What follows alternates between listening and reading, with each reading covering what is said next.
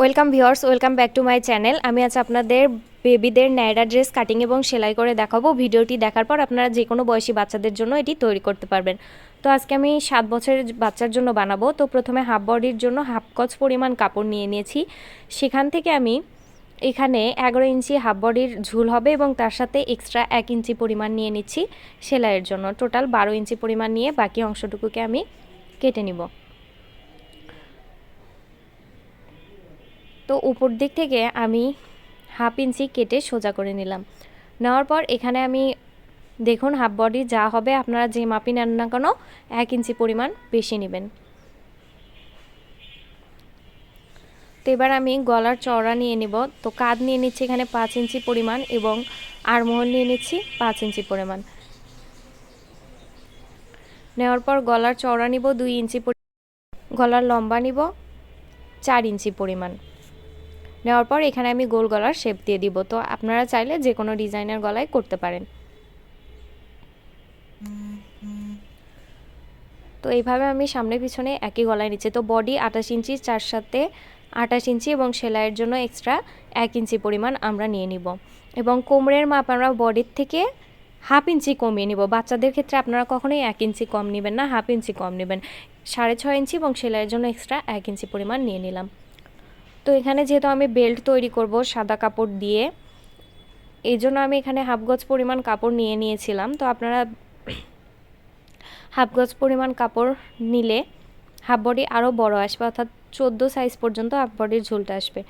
কিন্তু আপনারা 8 বছরের উপরে বাচ্চাদের ক্ষেত্রে যখনই এই হাফ বডি কাটবেন তখন কিন্তু লম্বা ভাঁজে কাটা যাবে না, কারণ বডির মাপ আমাদের হাইস্ট 30 ইঞ্চি পর্যন্তই 2 হাত বহরের কাপড় থেকে লম্বায় আসে। তারপরে আমাদের কাপড়টা পাতাল দিকে করে নিয়ে কাটতে হয়, না হলে বডির মাপ আসে না। তো এবার আমাদের হাফ বডিটি কাটা হয়ে গিয়েছে। এবার আমরা 1.5 ইঞ্চি করে কাপড় নিয়ে নিব বেল্টের জন্য এবং ফিতার জন্য। তো আমরা যে ফিতা দিব, ফিতার জন্য এবং বেল্টের জন্য 1.5 ইঞ্চি বাই 32 ইঞ্চি পরিমাণ করে টুকরো কাপড় কেটে নিব। এবার সামনে আমি একটি ডিজাইন তৈরি করেছি, এর জন্য 3 ইঞ্চি বাই হাফ বডির মাপ 12 ইঞ্চি। এই 12 ইঞ্চি মাপটা নিয়ে এখানে আমরা কেটে নিব।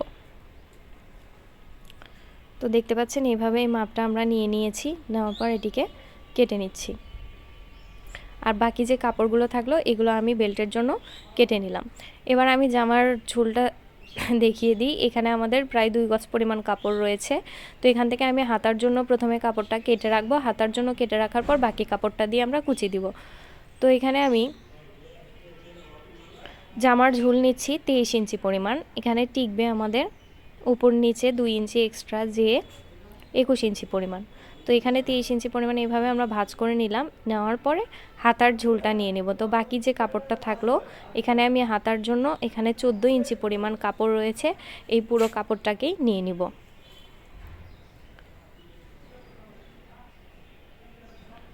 তো দেখতে পাচ্ছেন এই কাপড়টাকে আমি এভাবে পুরোটাই নিয়ে নিচ্ছি।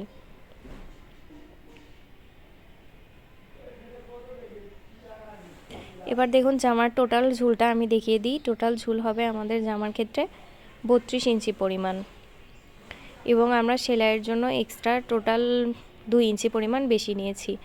তো এখানে আমাদের 21 ইঞ্চি পরিমাণ উপরে নিচে সেলাইয়ের জন্য আমরা 1 ইঞ্চি রেখে টোটাল 22.5 ইঞ্চি পরিমাণ মতো নিয়ে নিয়েছি। মোট কথা পুরো জামার ক্ষেত্রে আপনাদের টোটালি 3 ইঞ্চি পরিমাণ বেশি নিতে হবে। তো এই কাপড়টাকে আমি 2 ভাঁজে কাটবো এবং এই কাপড়টা দিয়ে আমাদের কুচি হবে। তো ভিউয়ার্স, আমি আপনাদের জন্য রেগুলার সেলাইয়ের ভিডিও আপলোড করে থাকি। আমার চ্যানেলের সকল ভিডিও সবার আগে পাওয়ার জন্য প্লিজ চ্যানেলটি সাবস্ক্রাইব করে পাশে থাকা বেল বাটনটি অলে ক্লিক করে দিবেন। এবার বাকি যে কাপড়টা থাকলো এই কাপড়টাকে আমি লম্বায় এইভাবে 4 ভাঁজ করে নিচ্ছি, কারণ এখান থেকে আমাদের সামনের বডির পাইপিনের কাপড় বের করতে হবে। তো আমাদের আরমহল, জামার আরমহলের থেকে সবসময় 1 ইঞ্চি বেশি নেবেন, বাচ্চাদের ক্ষেত্রে, বড়দের ক্ষেত্রে 1.5 ইঞ্চি। তো এখানে আমি 6 ইঞ্চি করে নিয়েছি, বন্ধ সাইড নিচের দিকে এবং খোলা সাইড বাইরের দিকে। এবার 2 ইঞ্চি পরিমাণ ডাউন দিয়ে হাতার শেপ দিয়ে দিব এবং মোহরার মাপ 4 ইঞ্চি এবং সেলাইয়ের জন্য এক্সট্রা 1 ইঞ্চি পরিমাণ নিয়ে নিব। তো আরমহলের মাপ বাচ্চাদের ক্ষেত্রে 1 ইঞ্চি এক্সট্রা নেবেন, তাহলেই হয়ে যাবে। তো এইভাবে আমি হাতার কাপড়টাকে কেটে নিলাম আর বাকি কাপড়টা এখানে পাইপেন দেওয়ার জন্য কেটে নিয়েছি। তো এই কাপড়টার মিডল বরাবর আমি ভাঁজ করে একটি কোনা কেটে নিলাম, মিডল একসাথে রেখে আমরা এবার এই যে পাইপেনের কাপড়টা কেটেছিলাম পাইপেনের কাপড়টাকে ভাঁজ করে এভাবে সেলাই দিয়ে যাব।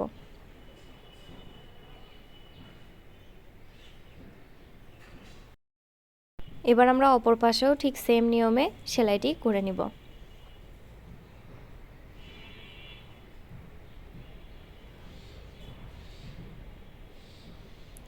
তো দেখতে পাচ্ছেন আমাদের এই ডিজাইনটি ক্রিয়েট হয়ে গিয়েছে। তো আপনারা চাইলে এখানে ১৬ বোতামও লাগিয়ে নিতে পারেন। এবার ২ সোজা দিক ভিতরে রেখে আমরা কাঁধ জয়েন দিব। কাঁধে অবশ্যই ডবল সেলাই দিব। তো সেলাইয়ের ক্ষেত্রে অবশ্যই মনে রাখবেন ২ সোজা দিক ভিতরে রাখতে হয়। নতুন আপুদের অনেক সময় এটা ভুল হতে পারে। ২ সোজা দিক ভিতরে রেখে সেলাই করলে আর ভুল হবে না। তো আমাদের কাঁধ সেলাই দেওয়া হয়ে গিয়েছে। এবার আমরা পাইপিন লাগাবো। পাইপিন লাগানোর জন্য পাইপিনের কাপড়টাকে উল্টা সাইডে রাখবো এবং জামার কাপড়টাকেও উল্টা সাইডে রাখবো, রেখে এভাবে সাইড ঘেঁষে ঘেঁষে সেলাই দিব।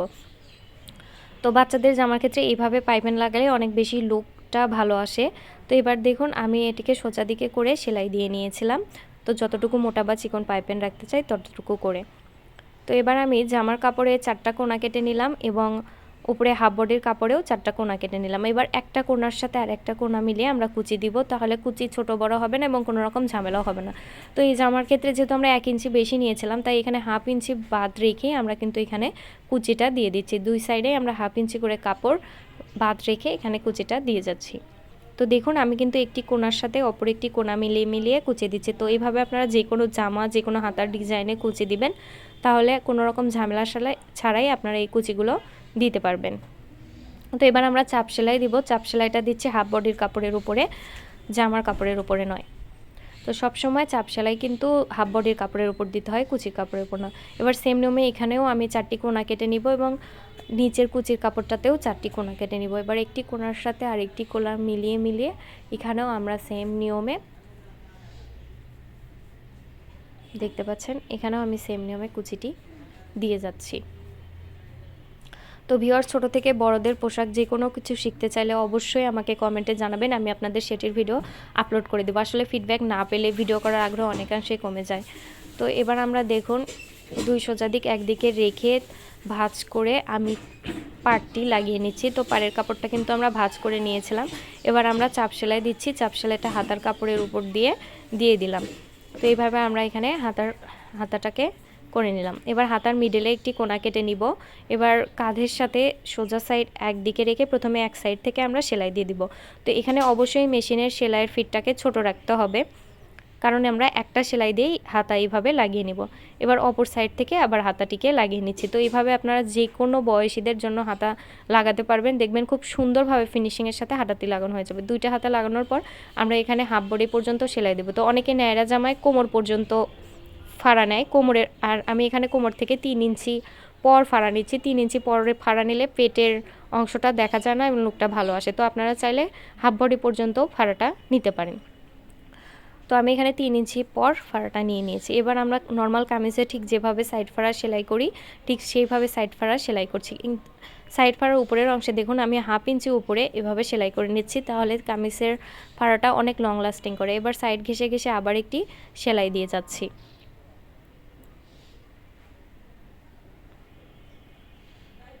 তো এইভাবে আমরা 2 পাশেই সেলাই দিয়ে নিব। 2 পাশে সেলাই দেওয়ার পর নিচের অংশে আবার সেলাই দিয়ে নিব।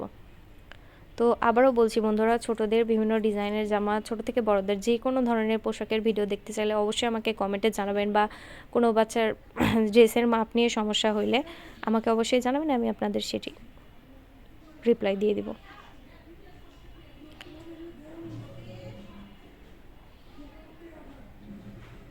তো দেখতে পাচ্ছেন এইভাবে অপর সাইডেও আমি এইভাবে সেলাইটি করে নিচ্ছি। তো এবার নিচে আমরা সেম নিয়মে সেলাই করে দিচ্ছি। এটি মূলত কামিজের মতোই সেলাইটা। তো কামিজের মতো করে এইভাবে আমি সেলাইটি করে দিলাম।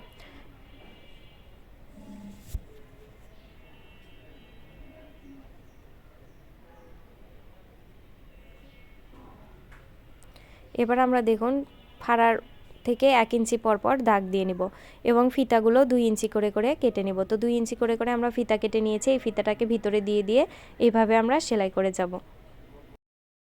তো এবার দেখুন এইভাবে আমি ফিতাগুলোকে লাগিয়ে নিচ্ছি 1 ইঞ্চি পরপর, এবং ঠিক সাইড ফাড়ার উপরে আমরা একটি ফিতা লাগিয়ে নিব। টোটাল 5টা ফিতা হয় নায়রা কাট জামায়, আমরা 5টা ফিতার ঘাট লাগাবো।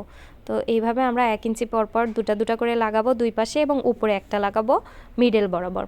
তো প্রথমে মিডলে আমরা ফিতাটাকে দিয়ে নিব, তারপর কোনাকুনি করে আঁকা বাঁকা করে আমরা ফিতাটাকে ভিতরে অ্যাটাচ করব।